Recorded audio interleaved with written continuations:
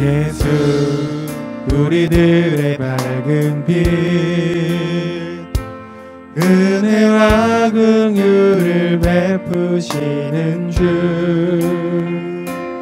그의 길을 따라가는 주의 자녀들에게 항상 밝은 빛을 비추시네.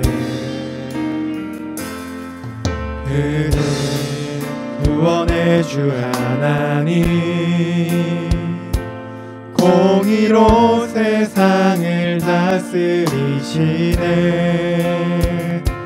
주를 경외하는 자들에게 부어주시는 놀라운 주님의 영광. 하늘에서 찬란하게 빛나는 주의 영광, 이 땅에 오셨네. 어둠을 밝히고 새 생명 주시네. 영원히 빛나는 나의 예수님, 높이 영광과 찬양 받으실 그 이름 경배합니다. 슬픔을 거두고 내게 자유 주시네. 기쁨의 노래를 영원한 나의 빈 예수께.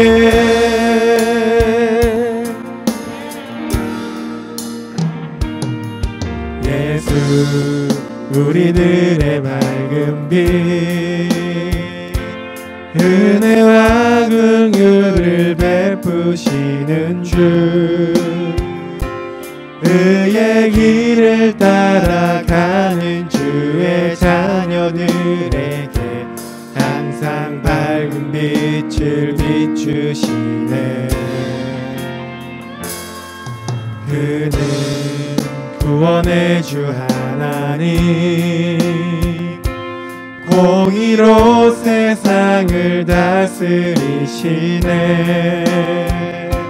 주를 경외하는 자들에게 부어주시네. 놀라운 주님의 영광.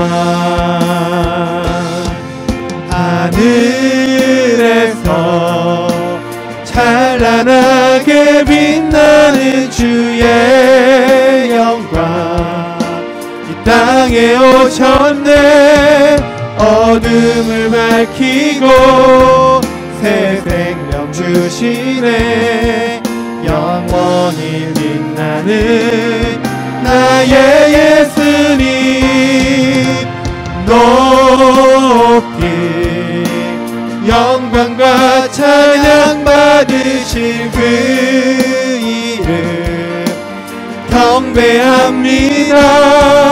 슬픔을 거두고 내게 자유 주시네. 기쁨의 노래를 영원한 나의 빈 예수께. 하늘에서 찬란하게 빛나는 주의 영광, 이 땅에 오셨네. 어둠을 밝히고 새 생명 주시네. 영원히 빛나는 나의 예수님, 높이 영광과 찬양 받으실 그 이름 경배합니다. 슬픔을 거두고 내게 자유 주시네. 기쁨의 노래를 영원한 나의 빈 예수께.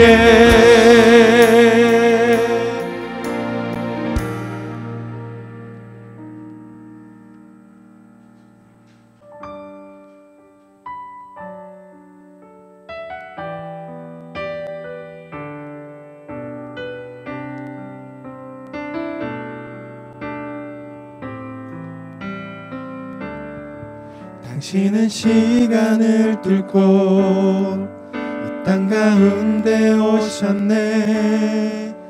우리 없는 하늘 원치 않아 우리 삶에 오셨네.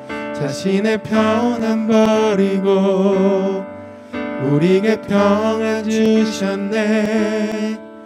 가장 낮은 자의 모습으로 우리 삶에 오셨네.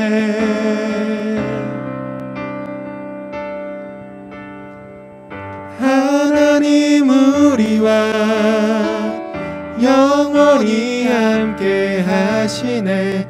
꿈없는 우리에게 그 나라 보여주시네.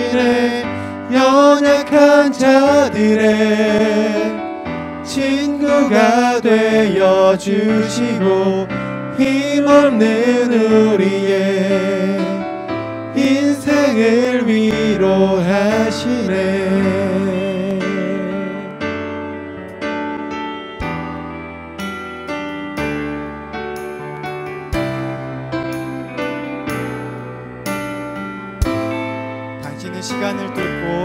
당신은 시간을 뚫고 이 땅 가운데 오셨네.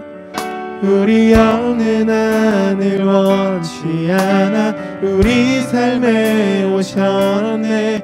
자신의 평안 버리고 우리에게 평안 주셨네. 가장 낮은 자의 모습으로 우리 삶에 오셨네. 하나님 우리와 영원히 함께 하시네. 꿈없는 우리에게 그 나라 보여주시네. 연약한 자들의 친구가 되어주시고 힘없는 우리의 인생을 위로하시네.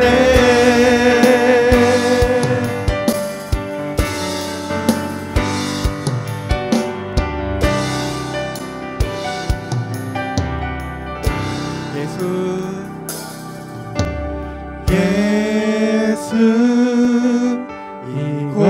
이곳에 우리와 함께 영원히. 예수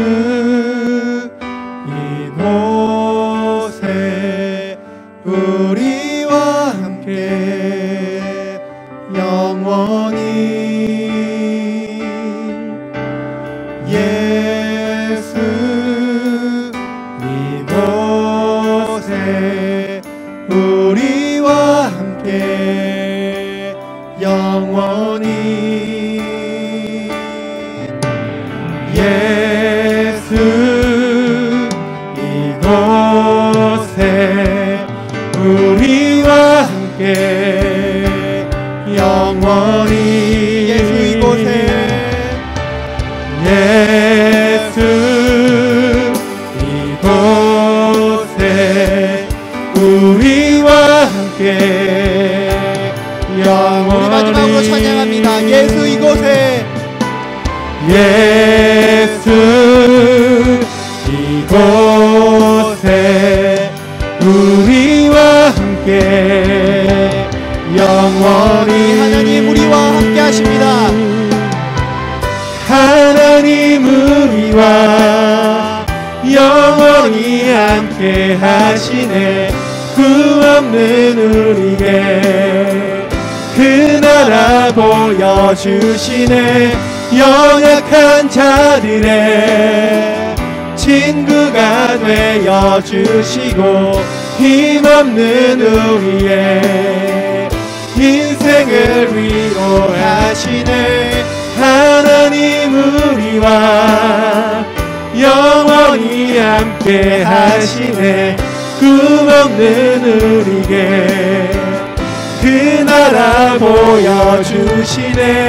연약한 자들의 친구가 되어주시고 힘없는 우리의 우리 한 번 더 찬양합시다. 하나님 우리와 영원히, 하나님 우리와 영원히 함께 하시네. 금없는 우리에게 그 나라 보여주시네.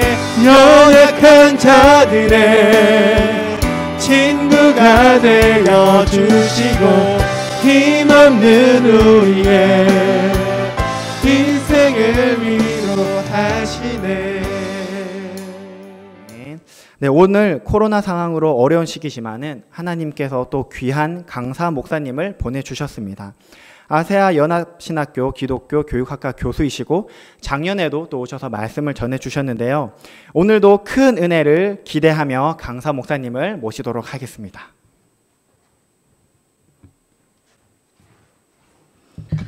잠시 기도하겠습니다. 하나님 고맙습니다. 거룩하고 복된 날 주셔서 있는 곳에서 주님의 임재를 사모하며 말씀을 사모하며 예배하게 해주셔서 고맙습니다. 오늘도 주님의 말씀 앞에 다시 모였습니다. 주님이 말씀하신 대로 주의 말씀은 우리의 삶을 변화시킬 것이며 우리는 하나님의 사랑받는 자녀이며 축복의 통로이기 때문에 주님의 말씀에 마음의 문을 여는 하나님의 백성들에게 말씀하여 주옵소서. 주의 종들이 듣고 깨닫고 말씀대로 살기를 간절히 소망합니다. 예수님 이름으로 기도합니다. 아멘. 교회는 그리스도 안에로 부름을 받은 공동체입니다. 만일에 교회가 그리스도 안에 in Christ, 그리스도 안에 머물지 않으면 위기 가운데 빠지게 됩니다. 어쩌면 지금 저와 여러분이 겪고 있는 이 위기는 우리가 그리스도 안에 머물지 않기 때문에 발생한 우리에게 찾아온 위기일 수도 있습니다. If the church is not in Christ, it will be in crisis. 크라이시스와 크라이스트. 여러분의 교회는, 여러분의 가정은, 여러분의 삶은 그리스도 안에 머물고 있습니까? 아니면 위기 가운데 처해 있습니까? 꽤 오래전에 일요일 밤에라는 프로그램이 있었습니다. 그 프로그램을 연출했고 굉장히 인기 있게 만들었던 PD 이름이 주철환이라는 분이셨습니다. 그분이 나중에는 대학교 교수도 하셨고 또 경기방송의 대표이사도 역임하시고 그러셨는데, 그때 쓰셨던 책 제목 중에 하나가 PD 마인드로 성공 인생을 연출하라라는 책이었습니다.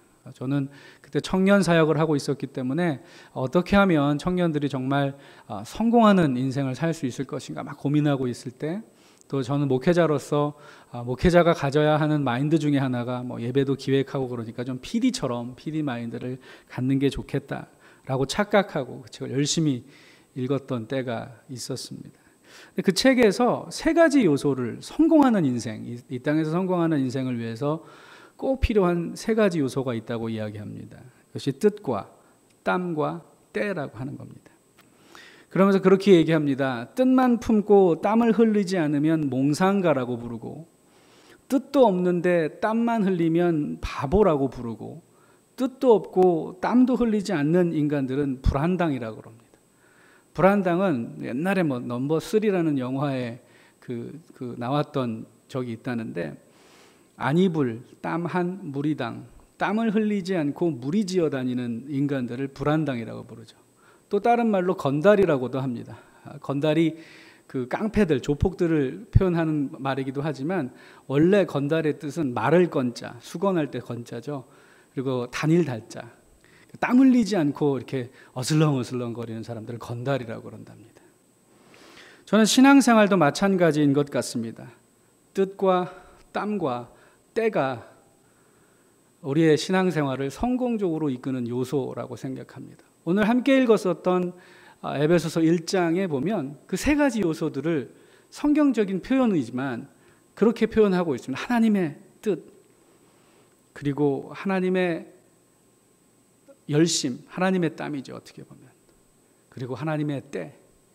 차이가 있다면 세상에서 성공하려면 우리가 뜻을 세우고 우리가 땀을 흘리고 우리가 때를 정하는 것이 성공의 요소라고 착각한다면 영적인 신앙생활의 성공은 하나님의 뜻을 분별하고 하나님의 열심으로 하나님의 때를 기다리는 것이 신앙 성공의 요소라고 이야기합니다. 하나님의 뜻도 없이 열심을 내는 사람들도 많지만 교회를 가득 채우고 있는 사람들 무리 중에 큰 무리는 하나님의 뜻도 구하지 않고 땀도 흘리지 않고 하나님의 열심을 찾지도 않고 그저 몸만 왔다 갔다 하는 영적인 불안당들입니다. 정말 안타까운 것은 한국 교회 안에 그런 몽상가와 바보와 불안당 같은 인간들이 너무 많아졌다는 것입니다. 제가 청년 목회를 할 때 장로님들이 가끔 찾아와서 어떤 청년을 가리키면서 목사님, 저 청년은 꼭 신학교 보내서 목회자가 되면 좋겠어요. 왜 그렇게 생각하세요? 월요일부터 토요일까지 단 하루도 새벽 기도를 빠지지 않고 나오고 수요일날 수요 성경 공부, 금요일 금요 기도회, 주일날 오후까지 예배가 있었는데 일부 예배부터 오후 예배까지 단 한 차례도 빠지지 않고 예배에 참석한다는 겁니다. 저런 사람이 신학교 가야지 어떤 사람이 신학교 가야 되겠냐고. 장로님 잘못 보셨습니다. 저 청년이 교회를 그렇게 열심히 다니는 것은 신앙이 좋기 때문이 아니라 할 일이 없기 때문입니다. 정상적인 청년이면 매일 새벽 기도 나오고 수요 예배, 금요일 기도회, 주일날 오후 예배까지 다니면서 정상적인 생활을 할 수가 없습니다. 그런데 우리의 눈에는 그런 것이 열심으로 여겨져서 그런 사람들을 신학교에 보내서 목회자를 만들어야 된다고 잘못 판단합니다. 부르심을 받았다는 사람들이 할 일 없이 여기저기 기웃거리다가 신학교에 들어오는 사람이 부르심을 받았다고 이야기하지 않습니다.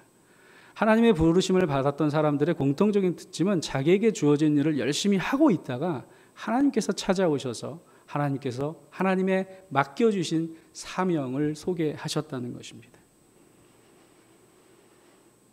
한국교회는 총체적인 위기라고 이야기합니다. 한때 1200만, 1300만이라고 떠들었던 기독교 인구가 800만으로 혹은 700만으로 줄었다고 이야기합니다. 근데 그것이 위기가 아닙니다. 교회의 양극화 문제가 세상의 가십거리가 되어버렸습니다. 그조차도 사실은 위기가 아닙니다. 교회의 영향력이 없어진 것이 진짜 위기입니다. 1000만이든 800만이든 아니면 700만이든 전체 인구의 20%를 웃도는 숫자입니다. 120년 기독교 역사 이래로 20%가 넘는 국민이 예수를 믿는다면 엄청난 포션입니다. 문제는 영향력입니다. 바닷물을 짜게 하는 것이 겨우 3%밖에 안 되는 염분이라고 이야기하지 않습니까? 독약도 마찬가지로 아주 적은 양, 아니 한 방울만으로도 전체 물을 오염시켜서 사람들을 죽일 수 있다고 이야기합니다. 지금 기독교가 가지고 있는 영향력이 바닷물을 짜게 만들고 세상을 썩지 않게 만드는 소금과 같은 역할을 하고 있습니까? 아니면 모든 사람들을 죽이는 독약과 같은 역할을 하고 있습니까? 성경에는 큰 물줄기가, 새 물줄기가 흐르고 있다고 이야기합니다. 흔히들. 먼저는 하나님을 아는 지식, 이 물줄기가 있고요. 또 하나는 그리스도를 닮아가고 싶어 하도록 만드는 그리스도를 닮아가는 물줄기가 있고, 또 하나는 하나님이 우리에게 맡겨주신 사명을 이루라고 하는 물줄기가 있습니다. 이 세 물줄기가 어디서 만나는가? 교회에서 만납니다.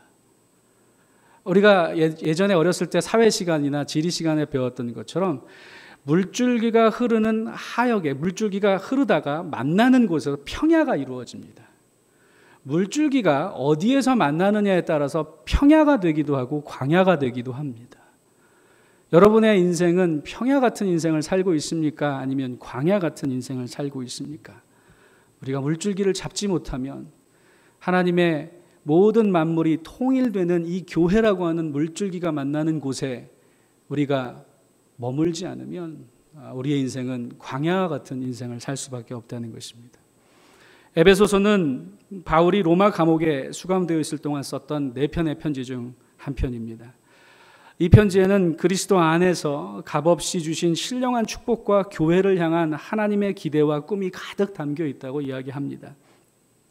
그래서 오카노 목사님은 에베소서를 가지고 강해를 하시면서 성도의 은행이다, 에베소서야말로 성도들의 저금 통장이다, 성경의 금고라는 별명을 붙이기도 했습니다. 그러면서 이렇게 말씀하신 적이 있습니다.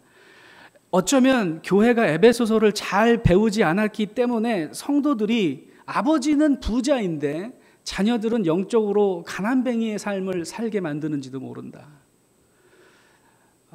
제가 알기로는 여러분의 교회가 지금 담임 목사님을 통해서 에베소서를 함께 공부하고 있는데 그런 심정으로 에베소서를 가르치고 있다고 믿습니다. 현대 그리스도인들의 무기력함의 문제는 결국 교회론의 문제입니다. 기본기의 문제입니다.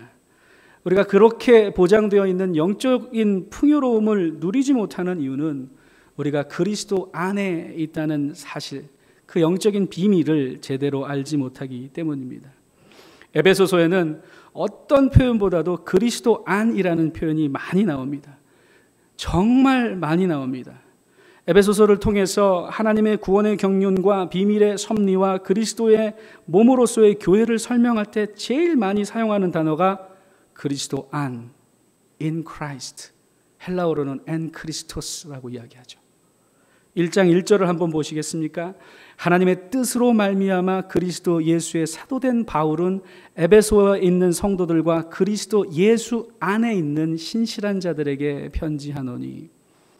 1절부터 그리스도 안이라는 표현을 쓰기 시작하더니만 3절, 6절, 12절, 15절, 20절, 그리고 2장으로 넘어가서 10절, 13절, 3장 11절, 4장 21절 en Christos라는 표현이 계속해서 등장합니다. 바울이 우리에게 얘기해 주고 싶었던 부분은 마지막 때에 승리하는 믿음 생활의 키워드는 바로 이 그리스도 안에서라는 표현이라는 것입니다. 그리스도 안에서라는 이 키워드를 놓치면 교회를 열심히 다니지만 영적인 바보가 되기도 하고 몽상가가 되기도 하고 영적인 불안당이 되기도 한다는 것입니다. 불안당 같은 인생을 살면서 낭비하거나 열심히 헛된 꿈을 쫓아가면서 땀만 흘리고 세상으로부터 조롱거리가 되는,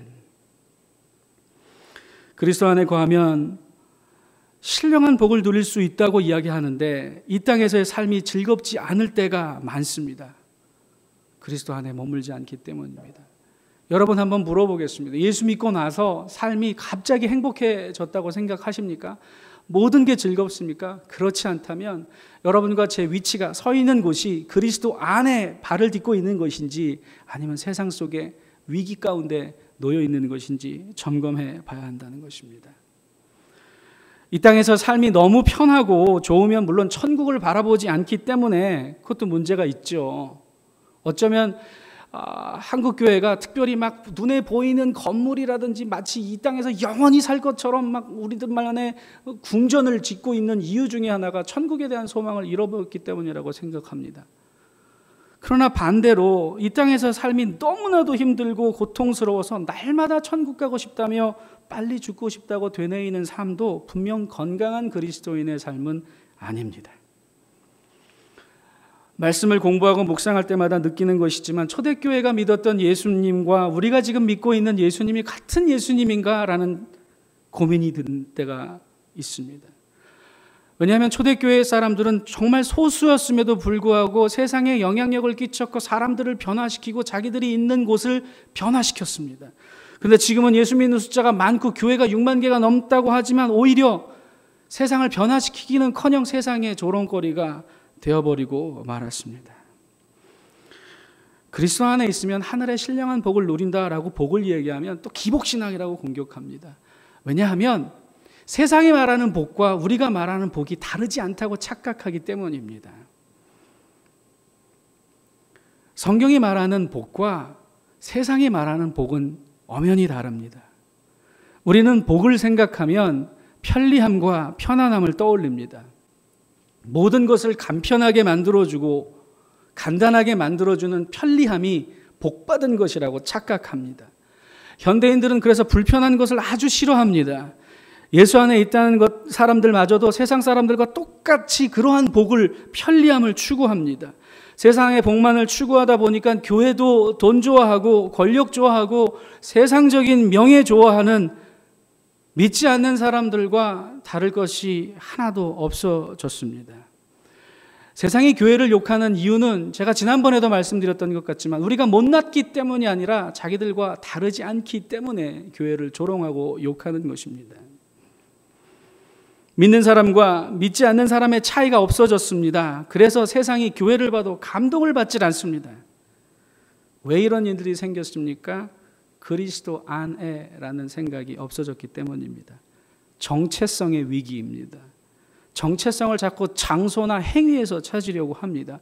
교회의 교회됨을 우리가 가지고 있는 건물이나 숫자와 헌금의 양과 우리가 뭘 하고 있다라고 하는 것으로 교회의 정체성을 설명하려고 합니다. 교회의 정체성은 저와 여러분이 그리스도 안에 있는가? 나는 죄인이고 완전한 사람은 아니지만 그래도 나는 하나님의 사람이다. 내가 그리스도 안에 있기 때문에 이래봬도 내 안에는 그리스도께서 허락하신 영원한 생명이 있다라고 하는 생각이 희미해졌기 때문에 세상과 똑같이 되어버렸습니다. 교회론의 문제는 정체성의 문제입니다. 저는 기독교 교육학자이며 목사입니다. 오래전 제가 처음 교수 생활을 시작했던 한동대학교에서는 저같이 목회자이면서 교수인 사람들을 목수라고 부릅니다. 저는 목수로서 가지고 있는 독특한 교육 철학이 있습니다. 그걸 저는 기독교 교육 철학이라고 감히 말하고 싶은데, 기독교 교육은, 세상의 교육은 좀 더 나은 삶을 추구하도록 도와주는 일이라면 기독교 교육은 불편하게 만드는 일입니다. 왜냐하면 인간은 불편하지 않으면 변화를 추구하지 않는 존재이기 때문입니다. 죄로 타락한 이후로는 계속해서 편안함을 추구하고 편안해지면 여기가 좋사온이라고 움직이지 않으려고 합니다. 심지어는 예수님의 제자들도 변화산에 올라가서 하나님의 놀라운 역사를, 증인들을 보고 나서 여기가 좋사오니 여기에 초막세계를 짓고 주님과 우리가 여기서 살기 원합니다라고 이야기합니다. 근데 주님께서 정신 반짝 드는 얘기를 하죠. 무슨 소리냐? 산 밑으로 내려가자. 거기에 그리스도를 찾는 사람들이 있다. 내가 함께 해야 할 사람들은 거기에 있지 이 산 위에 있는 것이 아니다라는 겁니다. 교회가 자꾸 편리함을 추구하니까 교회가 편안해지고 풍요로워지기 시작하면서 밖으로 나가지 않기 시작했습니다. 우리 안에 우리를 스스로를 가두어 버리고 우리의 편안함 가운데에 목회자들이 어쩌면 하나님의 말씀으로 영적인 성장과 성숙을 위해서 불편하게 만들었어야 하는데 목회자들조차도 많은 사람들이 오고 많은 사람들이 헌신하니까 이게 좋으니까 하나님의 나라에 대한 꿈을 버리기 시작했습니다. 저는 감히 제도권 교회가 망해야 하나님의 나라가 산다고 이야기하고 싶습니다. 하영주 목사님이 살아계실 때 어떤 목사님이 그런 질문을 했답니다. 목사님, 도대체 어디까지가 교회입니까? 제도화되기 전까지가 교회입니다. 이미 제도화 되어버리면 하나님이 말하셨던, 우리에게 맡겨주셨던 그 교회는 아닐 수 있다는 것입니다.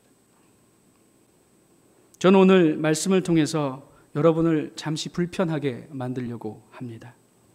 오늘 불편한 가운데 성령님이 역사하셔서 우리 삶 가운데 이 땅에 금방 사라질 것들을 추구하는 것이 아니라 우리의 시선을 위에 두고 영원한 것을, 영원한 변화를 추구하시기를 주님의 이름으로 축원합니다. 더시티 사랑의 교회는 분명 복받은 사람들의 모임입니다. 믿으십니까? 여러분 교회는 복받은 교회입니다. 그렇기 때문에 불편합니다. 아니, 불편해야 합니다. 주차장이 불편합니다. 시설이 불편합니다. 그러나 그것은, 그러한 불편함들은 하나님이 주시는 복과 따라오는 대가에 불과합니다. 불편하면 불편할수록 우리가 복받은 하나님의 사람들이구나. 신령한 복은 육신의 편리함과 육신의 편안함이 아니라 영적인 평안이기 때문입니다. 영적으로 평안하면 육신의 불편함을 오히려 감사함으로 여길 수 있게 됩니다. 그것을 우리는 믿음의 성장이라고 부릅니다. 그것을 성숙이라고 부르기도 합니다. 저는 코로나가 하나님께서 우리에게 허락하신 또 다른 기회일 수도 있다고 생각해 봅니다. 너무 긍정적이라고 이야기할 수도 있겠지만 하나님이 코로나를 물리칠 수 없겠습니까? 저는 이것 때문에 교회가 정화되는 모습을 보면서 교회가 교회됨을 장소나 모임이나 세상을 향한 어떤 명예로운 영향력이 아니라 하나님의 사람들, 우리의 그리스도 안에서라는 정체성 가운데에서 찾으려는 몸부림들을 보면서 하나님이 하나님의 백성들을 너무 사랑하시기 때문에 불편하게 만들어서 하늘의 윗것을 쳐다보게 만들고 계시는구나 라고 생각하게 됐습니다. 기독교는 역설의 종교입니다. 역설적으로 들릴 수 있겠지만 그리스도 안에 있다는 것은 오히려 우리를 불편하게 만듭니다. 열심히 있는 그리스도인들에게 불편한 것은 이 많은 불편함을 감수하는 것이 신앙이라고 가르치는 것 때문에 마음이 불편할 수 있습니다. 그러나 성경을 다시 한번 읽어보십시오. 하나님의 말씀은 절대로 우리에게 편리함과 편안함을 보장해 준 적이 없습니다. 오히려 예수 안에 있기 때문에 불편할 것이라고 미리 예고하셨습니다. 그리고 경고하시기를 예수의 이름 때문에 마지막 때에 능멸당하고 무시당하고 모욕당하는 것에 대해서 경고해 주셨습니다. 그럼에도 불구하고 그리스도 안에 머무는 우리들에게는 세상을 변화시키는 능력이 있습니다. 언제? 그리스도 안에 있을 때. 그리스도 안에 있다는 것은 그리스도와 연합한다는 것입니다. 하나가 되었다는 것입니다. 아까도 말씀드렸던 그 돌아가신 하용조 목사님이 젊은 목회자들을 모아놓고 저희들에게 이렇게 말씀하신 것이 최근에 가서 굉장히 많이 생각이 들었습니다. 교회가, 교인이 내용 없이 부흥하는 것은 어쩌면 복이 아니라 저주일 수 있다. 저는 한국교회가 내용 없이 숫자적으로 또 영적으로 이렇게 허파가 빵빵하게 바람이 들었던 것이 부흥이 아니라 어쩌면 우리에게 저주였다라는 사실을 여지없이 가르쳐주는 것이 지금 코로나 사태라고 알고 있습니다. 진정한 부흥이 임했다면 한 사람 한 사람이 그리스도 안에서 살려고 변화하는 하나님의 사람들이 나타나야 합니다. 이 상황을 긍정적으로 창의적으로 받아들이고 오히려 정부가 무슨 뭘 일을 할 때 선제적으로 뭐 탄압이다 이런 게 아니라 오히려 하나님의 뜻이 우리가 정부를 리드하면서까지 함께 서포트하면서 세상 사람들이 예수 믿는 사람들이 저렇기 때문에 다르다는 소리를 듣는구나, 엄청난 선교의 길이라고 오히려 생각하고 싶습니다. 그때 하나님이 일하기 시작하십니다. 만약 그렇지 않다면 우리가 속해 있는 교회는 이 땅 위에 존재하는 여러 교회, 수많은 교회 가운데 또 하나의 교회라는 것 외에는 어떠한 의미도 없습니다. 좀 심하게 이야기하면 또 한 명의 목사에게 월급 주는 공동체라는 것 외에는 별다른 의미가 없을 수도 있다는 것입니다. 세상에 아무런 감동을 주지도 못하는 공동체가 뭐 하려고 임대비 비싸게 내고 가면서까지 존재해야 된다는 것입니까? 그렇다면 구체적으로 세상을 변화시키는 교회가 가져야 할 덕목, 저와 여러분이 승리하는 믿음 생활을 하기 위해서 꼭 붙잡아야 할 이 덕목, 그리스도 안에서라는 것은 무슨 뜻인가? 세 가지로 간략하게 요약하겠습니다. 첫 번째로는 그리스도 안에 있다는 것은 말씀 안에 있다는 것입니다. 요한복음 1장 14절에 보면 말씀이 육신이 되어 우리 가운데 거하심에 우리가 그 영광을 보니 아버지의 독생자의 영광이요 은혜와 진리가 충만하더라라고 기록합니다. 예수님은 이 땅에 말씀으로 오셨습니다. 그렇기 때문에 그리스도 안에 거한다는 것은 그분의 말씀 안에 거한다는 것입니다. 그리고 그 말씀과 더불어 세상 속으로 들어가야 한다는 것입니다. 말씀 공부하겠다고 교회 안에만 머물러 있었더니 세상이 변하는 것을 눈치채지 못했던 것입니다. 그리스도 안에 머물면 우리는 그리스도를 닮아가게 되어 있습니다. 그리스도 안에 머물면 은혜가 충만해집니다. 또한 진리가 충만해집니다. 한때 한국교회를 덮었던 두 가지 키워드 중에 하나가 영성훈련과 리더십이라는 것이었습니다. 그런데 가만히 지금 돌아다 보면 우리가 했던 영성훈련이라고 했던 것이 기독교적 웰빙 운동이 아니었던가 다시 한번 성찰하게 됩니다. 정말로 말씀 안에 있었고 정말로 영적인 삶을 추구했다면 역설적으로 우리가 심기워진 우리의 자리에서, 그 자리에서 그리스도를 닮아가는 것이 벌어졌어야 한다는 것입니다. 영성혼돈의 결과로 예수 잘 믿는 사람들이 세상 곳곳에 스며들어가서 세상 속에서 그리스도의 향기를 뿜고 있어야 하는데, 영성훈련의 결과로 교회는 숫자적으로 늘어났는데 세상 속에 끼치는 영향력은 점점 사그라들어 버렸습니다. 말씀이신 그리스도를 떠나면 우리는 전통을 붙잡습니다. 말씀을 떠난 교회는 참으로 무섭게 전통과 관습을 의지합니다. 성경이 아니라 우리의 전통, 장로교의 전통, 우리 합동 측에서는 이래 왔어. 그 근거가 성경이 아니라 우리의 선배들이, 우리의 조상들이 이렇게 해왔다라는 겁니다. 성경은 우리 안에, 그리스도 안에 있는 우리에게 두렵고 떨림으로 너희 구원을 이루라 하고 이야기합니다.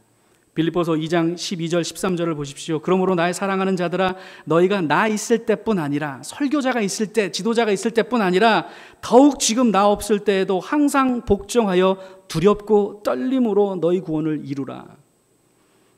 저는 어쩌면 목사님들도 여기 계실 수도 있고 들을 수도 있겠지만, 목사들이, 설교자들이 한국교회를 망가뜨려 놨다고 생각합니다. 그리스도 안에, 말씀 안에 머물 수 있도록 할 수 있는 기회를 다 박탈했다는 겁니다. 우리가 너무 설교를 잘해서, 너무 재밌게 하고, 이분들이 성경을 도대체 열고 싶은 마음이 들지 않게 만들어버린 겁니다. 그래서 스타가 되려고 하고 자꾸 웃기고 울리려고 합니다. 그건 연예인들이 하는 거죠.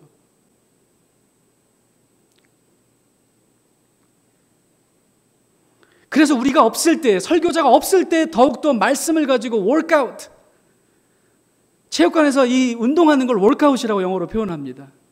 우리가 말씀으로 워크아웃 할 때 그 말씀이신 예수 그리스도께서 우리 안에서 워크인 하실 수 있습니다. 비로소 우리 안에서 역사하실 수 있다는 것입니다. 말씀 안에서 워크아웃 하십시오. 그래서 하나님이 우리 안에서 워크인 하도록 하십시오. 두 번째로는 그리스도 안에 있다는 것은 성령 안에 있다는 것입니다. 현대를 살아가는 그리스도인들의 고뇌는 보이지 않는 하나님을 상대하고 믿어야 한다는 것입니다. 하나님의 음성은 육성으로 들리지 않습니다. 그분의 물리적인 손길도 느껴지지 않습니다. 이 코로나19 사태가 사실은 몇 달이면 그칠 거라고 생각했었는데 지금 우리의 예상과는 달리 8개월 정도 되고 있습니다. 그래서 많은 심리학자들이 이제 코로나 블루에 대해서 경고하고, 한 3개월 전에 읽었던 신문 기사였는데, 프랑스인가 영국에서 어떤 사람들이 혼자 이렇게 집에서 락다운이라고 그러죠. 집에 자가 격리되어 있는 상태에서 혼자 사는 사람들은 특별히 너무 말할 상대가 없고 외로우니까, 원래 사람은 사실 관계성에 존재하게 만들어졌는데 혼자 있는 것이 사실 쉽지 않습니다. 혼자 있다 보니까 자꾸 뭐 화초에다가 식물한테 말을 걸기도 하고, 심지어는 벽에다가 말을 걸고 있는 자기 자신을 발견하게 돼요. 어떤 사람이 너무 고민이 심해가지고 정신과 의사에게 전화로 상담을 문의했답니다. 내가 지금 미쳤는지 자꾸 벽 보고 얘기하기 시작한다고, 너무 외로우니까. 그랬더니 정신과 의사가 듣더니 웃으면서 정상이라고, 괜찮다고, 혼자 있으면 이렇게 뭐 사물에게 말을 걸 수도 있다고. 근데 문제는 벽이 대답하면 병원에 와야 된다고. 우스갯소리 같지만 그렇게 생각했습니다. 하나님께서 말씀하시는 하나님이십니다. 그러나 신약시대의 하나님은 이미 우리에게 기록된 말씀을 주셨기 때문에 더 이상 육성으로 들려주시지 않습니다. 요즘 들어서 정말 하나님의 육성을 들었다는 사람들이 여기저기서 나타나는데 다 병원 가야 할 사람들입니다. 무서운 사람들입니다. 특별히 하나님이 육성으로 들려주셨다는 말씀이 기록된 말씀과 부딪힐 때는 그건 반드시 이단입니다. 근데 자꾸 심심하니까 어떻게 보면 할 일이 없어서 그 불안당들이 하는 짓입니다. 영적인 불안당들이 자꾸 그 말세의 징조를 예수님이 또 바울이 경고했던 것과 똑같은 현상들이 벌어집니다. 여기에 그리스도가 나타났고 저기에도 그리스도가 나타났고, 여기에 하나님의 말씀이 있다고, 기록된 말씀 외에 그렇기 때문에 설교자들이 기록된 말씀 가운데 들어갈 수 있도록 성도들을 가이드해 줘야 되는 것입니다. 저도 설교가 길어지는 게 참 유혹입니다. 성령이 없으면요, 자꾸 엉뚱한 것 붙잡으려고 합니다. 디모데후서 3장 16절에도 보면 모든 성경은 하나님의 감동으로 된 것으로, 성령의 감동으로 성경이 기록되었다는 것입니다. 그렇기 때문에 성령 없이 말씀 읽고, 성령 없이 말씀 묵상하고, 성령 없이 말씀을 암송하다 보면 엉뚱한 일들을 벌입니다. 어떤 사람이 성경 전체를 암송했다고 그러는데 헛소리를 하고 있는 이유가 성령에 사로잡혀서 말씀을 읽지 않았기 때문입니다. 근데 중요한 것은 17절 말씀입니다. 디모데후서 17절에 보면 하나님께서 모든 그 말씀을 통해서 우리가 말씀으로 워크아웃 하니까 모든 선한 일들을 이룰 수 있도록 능력을 구비해 주시더라는 겁니다. 교회가 세상 속에서 선한 일을 하지 못하는 이유 중에 하나가 무엇인지 아십니까? 우리가 말씀 안에 거하지 않기 때문입니다. 말씀에 붙들리지 않았기 때문입니다. 말씀을 공부하지만 말씀을 머리 가운데만 집어넣는데 애썼기 때문입니다. 머리에 머무는 것이 아니라 그 말씀이 from head to heart, 가슴으로 끌어내려져야 됩니다. 그리고 성령이 감동을 주시면, 아니 반드시 성령이 그렇게 감동하시게 되어 있습니다. From heart to hand, from head to the heart and from heart to the hand. 손으로 연결지는 섬김으로 연결되지 않으면 말씀의 공동체라고 말할 수 없습니다. 마지막 세 번째로 성령 안에 거한다는 것은 은혜 안에 거한다는 것입니다. 그리스도 안에라는 말을 바꾸어 말하면 하나님의 은혜 안에라는 말입니다. 그리스도 안에 머무는 삶은 주어가 바뀐 삶입니다. 생각이 바뀐 삶입니다. 열심히 있는 그리스도인들에게 가장 이해하기 힘든 개념이 바로 이 은혜의 개념입니다. 바울은 성도들의 구속이 하나님의 은혜의 풍성함에 따라 이루어졌다고 말합니다. 여러분, 에베소서 1장 7절을 다시 보십시오. 우리는 하나님의 은혜를 받을 자격도 없는 그런 공적도 가지고 있지 않았습니다. 그럼에도 불구하고 하나님이 무조건적인 호의로 그것을 은혜라고 이야기합니다. 우리를 사랑하셔서 우리를 죄 가운데서 구속해 주신 것입니다. 또한 로마서 5장 8절에도 보면 우리가 아직 죄인 되었을 때, 어떤 성경에는 원수 되었을 때에 그리스도께서 우리를 위하여 죽으심으로 하나님께서 우리에게 대한 자기의 사랑을, 자기의 은혜를 확증하셨느니라 라고 이야기합니다. 은혜는 저와 여러분 같은 죄인들을 향한 하나님의 무조건적인 호의를 가리킵니다. 은혜라고 하는 표현은 바울의 편지 가운데서 가장 큰 비중을 차지하고 있습니다. 바울은 자기 자신이 얼마만큼 하나님의 교회를 핍박하고 잔해했으며 유대교회에 열심히 있었던 사람이었는지를 설명하고, 갈라디아서 1장 13절 14절에 보니까 그러나 내 어머니의 태로부터 나를 택정하시고 은혜로 나를 부르시니가 그 아들을 이방에 전하기 위하여 그를 내 속에 나타나시기를 기뻐하실 때에 내가 혈육과 의논하지 아니하고, 열심의 반대말이 은혜입니다. 우리의 은혜를, 하나님의 은혜를 가리는 일이 저와 여러분의 열심이라는 사실을 아십니까?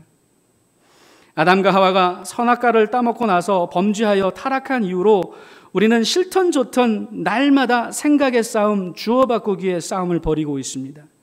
아침마다 눈 뜨면 입으로는 그리스도가 내 인생의 주인임을 고백하는 기도를 드리지만 저녁이 되어 잠자리에 들기 전에 하루를 돌아보면 여지없이 예수님을 그 왕좌에서 끌어내리고 내가 그 자리에 앉아있는 모습을 발견하게 됩니다. 그것을 영적 전쟁이라고 하죠. 그래서 사도 바울은 고린도후서 10장 4절에도 우리의 싸움은 혈과 육에 속한 것이 아니라고 하는 것입니다. 이 은혜의 다툼은 우리의 혈과 육이 아닌 우리의 생각의 싸움입니다. 그래서 10장 5절에 이렇게 권면합니다. 모든 이론을 파하고, 네가 알고 있었던 그런 그 개똥 철학 다 파하고, 하나님을 아는 것을 대적하여 높아진 것을 파하고, 우리의 열심이 하나님을 아는 것을 대적하기 쉽다는 것입니다. 그렇기 때문에 모든 생각을 사로잡아 그리스도께 복종케 하라고 이야기합니다. 복음에는 하나님의 의가 나타나서, 우리가 암송했던 로마서 1장 16절 바로 뒷 구절이 17절이죠. 17절에 이렇게 나옵니다. 복음에는 하나님의 의가 나타나서 믿음으로 믿음에 이르나니 기록된 바 오직 의인은 믿음으로 말미암아 살리라. 은혜로 말미암아 산다는 얘기입니다. 은혜가 하나님의 의라는 겁니다. 우리는 자꾸 우리의 의, 우리의 열심을 드러내려고 하지만 하나님의 은혜 가운데 거하면 우리의 의가 죽어버린다는 겁니다. 우리의 열심은 죽어버린다는 말입니다. 은혜는 이처럼 죄인 편에 서서 아무것도 내세울 수 없을 때 하나님께서 먼저 무조건적인 사랑과 호의를 베풀어 주신 것을 은혜라고 이야기합니다. 그 은혜 가운데 항상 따라 나오는 표현이 있습니다. 그것은 바로 풍성한 은혜라는 표현입니다. 우리의 구속을 위해서 지불하신 대가가 엄청나다는 것입니다. 여러분이 제가 말하는 은혜가 이렇게 잔에 찔끔 난처있는 이런 컵에 가득 차 있는 상태가 아니라 우리가 표현할 수 없고 담을 수도 없고 기록할 수도 없는 것을 은혜라고 이야기하는 겁니다. 사람은 죄를 짓지만 결코 그 죄의 문제를 해결하지 못합니다. 우리의 열심으로, 우리의 의로는 죄의 문제를 더 꼬이게 만들 뿐입니다. 죄의 노예가 되게 만듭니다. 무엇이요? 우리의 열심이. 그것이 우리의 참 모습입니다. 하나님의 은혜 가운데 거하지 않으면 자꾸 우리 의가 드러납니다. 그리스도의 은혜 안에 거하지 않을 때 우리의 열심이 드러납니다. 그리고 그 열심은 자꾸 우리의 죄를 엉키게 만들고 교회를 힘들게 만듭니다. 교회의 이름으로 자기의 의를 드러내는 사람들이 지금 하고 있는 일들을 보십시오. 자꾸 교회를 어렵게 만들고 있고 자기의 열심을 주장하고 있기 때문에 우리가 마음으로 믿어 의에 이르고 입으로 시인해서 구원에 이른다는 말을 잘 알고 있습니다. 그런데 믿는다는 것은 생각이 바뀐다는 것입니다. 생각이 바뀐다는 것을 의미하고 생각이 바뀌면 의에 이르게 되고 그 생각이 바뀌면 삶이 바뀐다는 이야기입니다. 문제는 이 믿음이 성장하는 과정, 하나님의 의가 우리 삶 가운데에서 자리 잡는 과정을 너무 쉽게 보는 경향이 있다는 것입니다. 은혜와 믿음을 너무 값싼 진리로 만들어버리는 경향이 있습니다. 너무 우리의 자의적인 해석으로 복음에 나타난 이 하나님의 의에 대해서 오해하고 곡해하게 만들어버립니다. 하나님의 의에 대한 오해와 곡해는 한국교회가 심지어는 세상에 지탄을 받는 자리까지 가게 만들었습니다. 로마서 10장 2절과 3절을 보십시오. 내가 증거하노니 너희가 하나님께 열심히 있으나 지식을 쫓은 것이 아니라 하나님의 의를 모르고 자기 의를 세우려고 힘써 하나님의 의를 복종치 아니하였느니라. 자꾸 우리가 우리의 열심을 드러낼수록 하나님의 의를 힘써서 지우려고 하는 거라는 겁니다. 바리새인들처럼 잘못된 의를 가지고 있었던 사람들을 꾸짖으셨던 예수님처럼 바울은 하나님께 열심은 있지만 그것이 잘못된 의가 될 수 있음을 말하고 있습니다. 성령이 오시면 잘못된 의에 대해서 책망하신다고 말씀하십니다. 그렇기 때문에 성령님과 함께 더불어 말씀 안에 거하는 것이 중요하다고 말씀을 드린 것입니다. 그리고 그것이 결과적으로 은혜 가운데 머물 수 있도록 허락하는 능력이 된다는 것입니다. 의란 무엇입니까? 하나님의 의는 은혜입니다. 그 은혜는 우리를 의롭게 만듭니다. 우리가 우리의 의를 드러내서 우리가 의로워지는 것이 아니라 우리가 의롭다 칭함을 받게 된 것은 하나님의 은혜의 결과라는 것입니다. 죄 없는 어린 양, 그 하나님의 어린 양 예수께서 세상 죄를 지고 십자가에서 죽으셨으며 그것을 믿을 때 그리고 그 아래 거할 때에 우리가 비로소 의롭다함을 칭하게 되는 것입니다. 우리가 하나님으로부터 멀어지면 은혜가 아닌 율법에 기대게 됩니다. 은혜 가운데 머문다는 것은 하나님께 가까이 간다는 것입니다. 은혜 가운데 머물게 되고 하나님 앞에 가까이 가게 되면 자기 자신의 죄만이 보이게 된다는 것입니다. 한국교회가 은혜 가운데 머문 결과로 세상을 자꾸 비판하고 지적하는 것이 아니라 오히려 우리의 죄를 들여다보게 되었어야 된다는 것입니다. 우리는 이 코로나19 사태로 혹은 동선의 어떤 운동에 대한 반대의 결과로 우리가 핍박받는 것을 두려워하는 것이 아니라 우리가 우리의 죄를 들여다보지 못하는 것을 두려워해야 합니다. 그래서 우리의 의로 누군가를 비판하고 지적하고 끌어내리는데 우리의 열심을 쓰는 것이 아니라 우리가 회개하고 다시 말씀의 자리로 돌아가고 은혜의 자리를 사모하도록 서로가 서로를 격려하는 일이 있어야 됩니다. 의로운 사람에게는 요셉과 같은 모습이 나타나게 됩니다.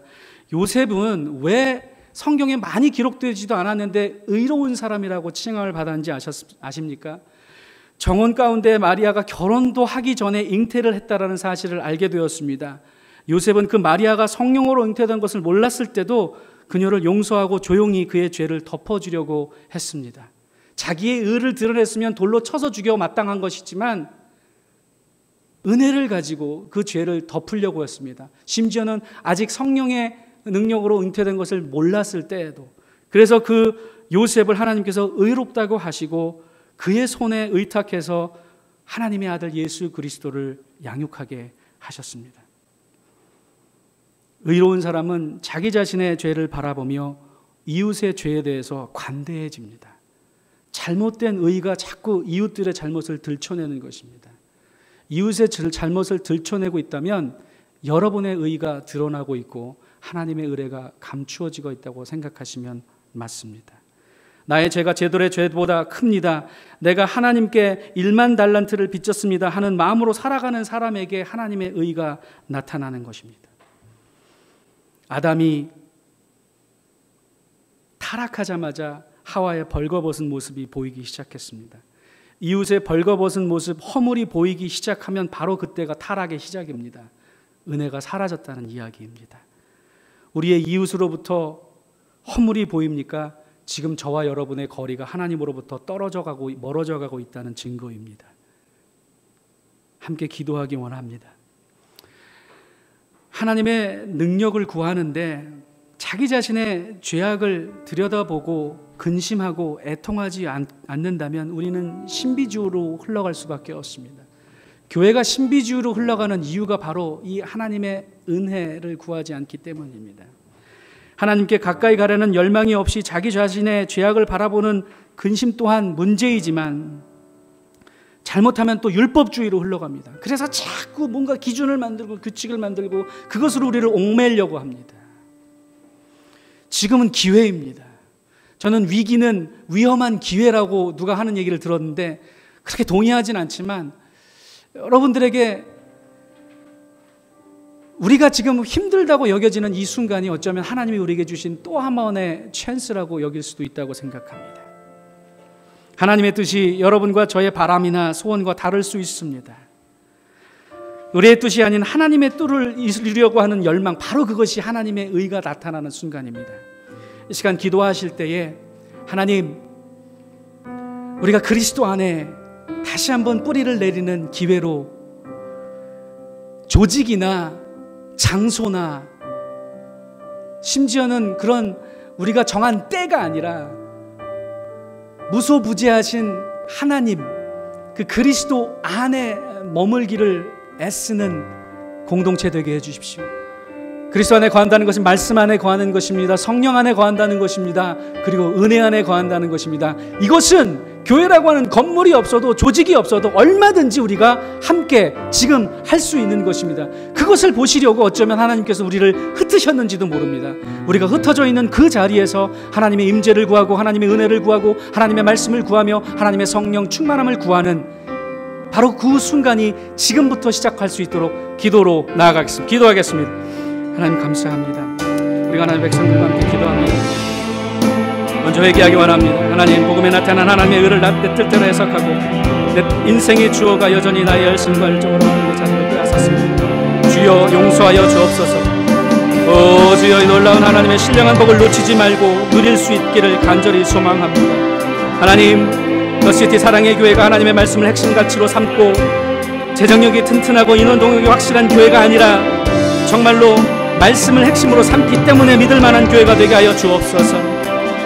그런 교회 믿고 자신 있게 데려오고 싶은 교회가 되게 하여 주시옵소서.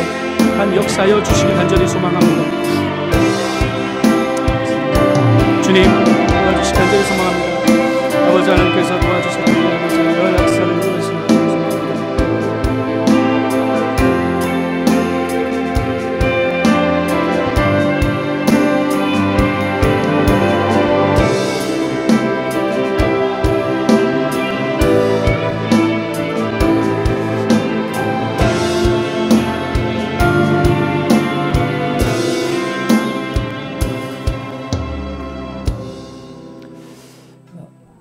우리 주님 다시 오실 때까지 나는 이 길을 가리라.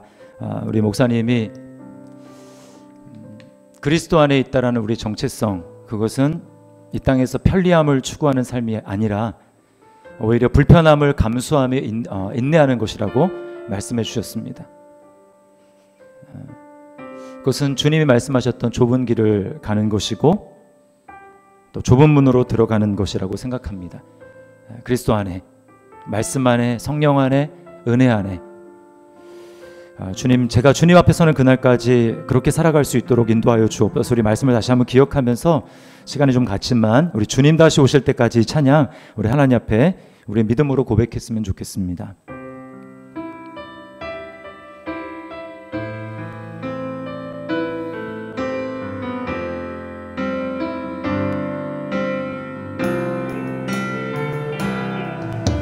주님 다시 오실 때까지 나는 이 길을 가리라. 그리스도 안에서의 우리 정체성을 생각하며 좁은 문, 좁은 길, 나의 십자가 지고 나의 가는 이 길 끝에서, 나의 가는 이 길 끝에서 나는 주님을 보리라. 영광의 내 주님 나를 맞아주시리. 아멘. 주님 다시 오실 때까지, 주님 다시 오실 때까지 나의 열심이 아니라 하나님의 은혜로 말미암은 열심으로 나는 일어나 달려가리라. 주의 영광 온 땅 덮을 때 나는 일어나 노래하리. 내 사모하는 주님 온 세상 구주시라. 내 사모하는 주님 영광의 왕이 주님 다시 오실 때까지, 주님 다시 오실 때까지